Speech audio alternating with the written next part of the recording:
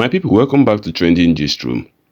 Former Kaduna State Governor Nasir El-Rufai has challenged Nigerians to reclaim their nation, citing a private discussion with Peter Obi about the Labour Party. He revealed that during their conversation, Peter Obi expressed concerns about the Labour Party's direction and its role in Nigeria's political landscape. This discourse has ignited debates nationwide, with many questioning the future of the Labour Party and the broader political implications. What are your thoughts on this revelation? Do you believe it's time for Nigerians to take decisive action in shaping their country's future? Share your opinions in the comments below. Don't forget to subscribe to Trending Gist Room and hit the notification bell so you never miss out on the latest updates. Thank you, distinguished Senator, Her Excellency, former Vice President.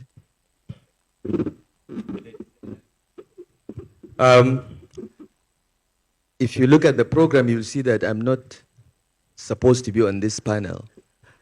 I was compulsorily drafted, and I want to say up front that I am the least qualified person on the panel to speak about political parties because my experience in politics is limited, and my experience in forming or managing political parties is even more limited. I've been actively involved in only 2 political parties, all in the 21st century, unlike the former vice president who has been in this since the 20th century.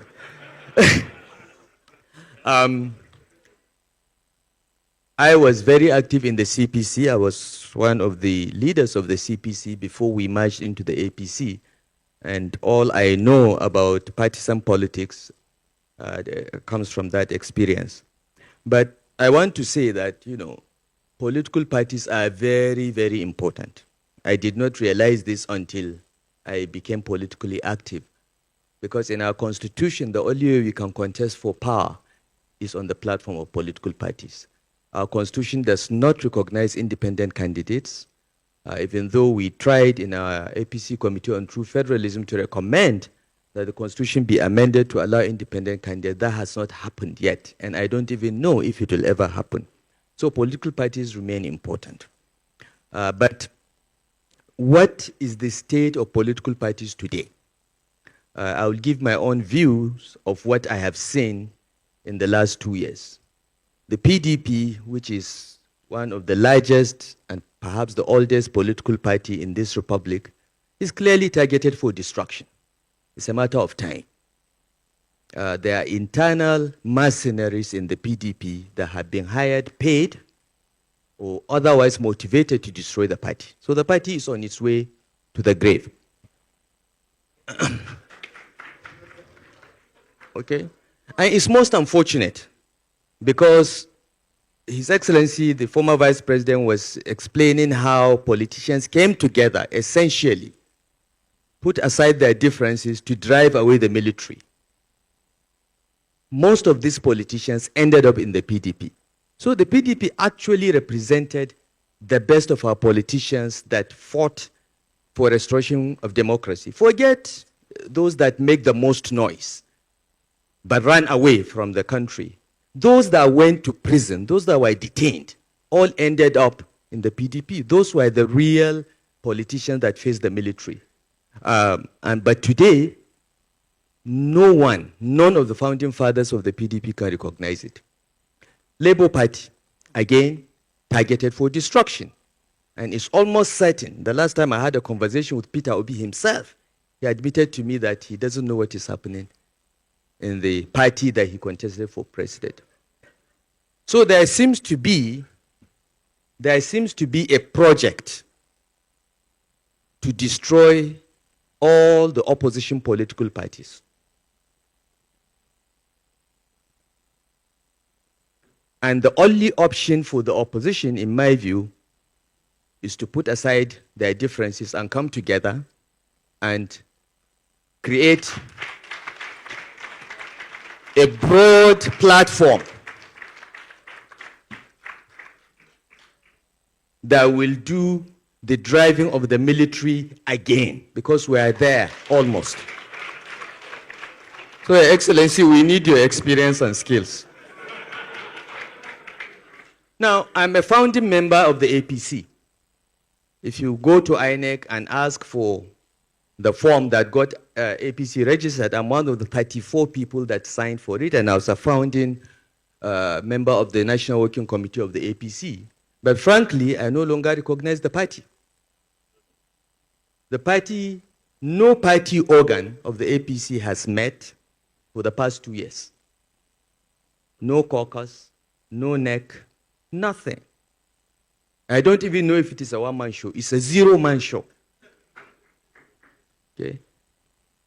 So, though I'm a founding member of the APC has left me behind. I'm still there where we were. We wanted to form a progressive party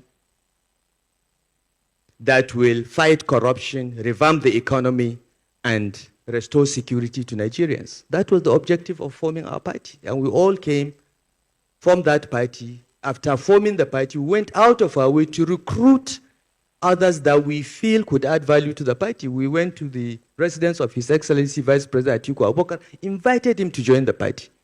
We are not afraid of inviting heavyweights who are potential presidential aspirants, even though many of us were Buhari supporters. But we were not scared. We wanted a broad-based coalition that will address the problems of Nigeria, and we're successful in it. But why the APC today? I don't recognize it, as I said. It has left me behind. I still believe that the purpose of political contestation in Nigeria still remains revamping the economy, restoring security, and fighting corruption. The problems are still there. However, I no longer believe that my party believes in confronting those problems. So the distance between me and the APC is widening. It has left me, it's driving at very high speed away from where I am, but I remain where I am because these problems remain the living problems of Nigeria, and they have to be addressed. And the only way to address them is through the instrumentality of political party. So what happened to our parties? Why did our parties all end up where they are? When we started the APC, we were very hopeful that it will be member-financed party. We registered 15 million members. 15 million. If every member of the APC just gave the party 100 naira, that's 1.5 billion. Just 100 naira a month, which I believe almost everyone can afford. That's 1.5 billion. It's enough to run the party. We had aspirations of that nature. We had dreams of a real, ideologically driven, progressive political party. But today it is something else. If you look at the life cycle of the PDP, it was similar. They all end up becoming a one-man show. No collegiate leadership, no democratic leadership, no internal democracy. And the parties always get pocketed by those elected on the platform of the party. So if you look at what Professor Olukoshi outlined as the key issues to look out for in a party, ideology. What is the ideology of the APC? I don't know. We said we are progressive, but we are not progressive anymore. Okay? What about a societal project? What is our big societal project? I've mentioned the three. But now, if you ask people that were elected on the platform of the APC, they will say, I wanted to be governor, I wanted to be president, I wanted to. No, nobody talks about a national project, societal project anymore. It's about me. Me, myself, and I. What about manifesto? When was the last time you saw the manifesto of a political party in Nigeria? The last one I remember was the one we drafted in 2007 for the PDP. Okay? Since then, the PDP has never produced any manifesto. We did one at the formation of the APC, a very detailed one in 2015. But since then, nothing. The other parties, I don't even know. I haven't seen anything resembling a manifesto. What about membership? Members want to take from the party rather than contribute to the party. So we are in a serious crisis because these political parties are the vehicles through which leadership will emerge. Yet, they exist only on paper or in our imagination. And we must work.